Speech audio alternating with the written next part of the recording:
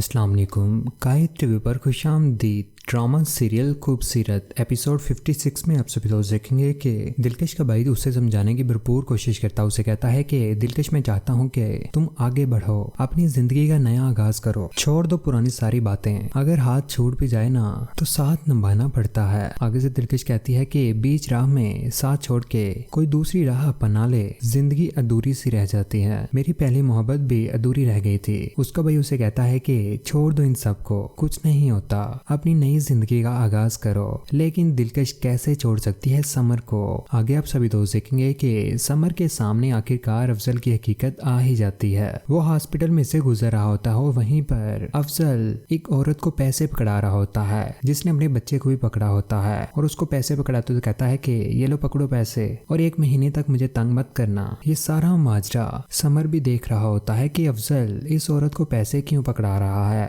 उसे पता चल जाता है कि ये इसकी बीवी है और ये बच्चा भी इसी का है। अफजल उसे कहता है कि दुनिया कहां से कहां पहुंच गई है और तुम अभी तक यहीं पर जमा कर रही हो तुम। समर ये सारी बातें सुनकर हैरान हो जाता है और वो बीवी कहती है उसकी कि ये आपकी भी औलाद है, सिर्फ मेरे अकेले की नहीं है। ये बात सुनकर समर की आंखें खुल जाती हैं और अफजल की हकीकत उसके सामने आ जाती है। और ये सारी बातें आखिरकार समर सारे घर वालों को बता देगा और फिर अफजल की शादी यहीं पर रुक जाएगी, क्योंकि अफजल बुशरा का घर बर्बाद करने जा रहा था। दूसरी जानिब दिलकश की माँ दिलकश को कहती है कि एक बाप एक बेटी का घर बसाना चाह रहा है। दिलकश मुस्कुरा रही है। उसकी माँ कहती है कि अपना वादा निभा रहा है वो, और दूसरी तरफ वही बाप अपनी बेटी का बसा बसाया घर खत्म करना चाहता है। ये बात सुनकर दिलकश बहुत ज्यादा हैरान हो जाती है। लेकिन दोस्तों, क्या होगा अब अफजल का, क्योंकि अफजल की हकीकत समर के सामने आ गई है और समर सब कुछ सबको बता देगा। इस तरह से अफजल की हकीकत सामने आ जाएगी और दिलकश और समर के दरमियान जो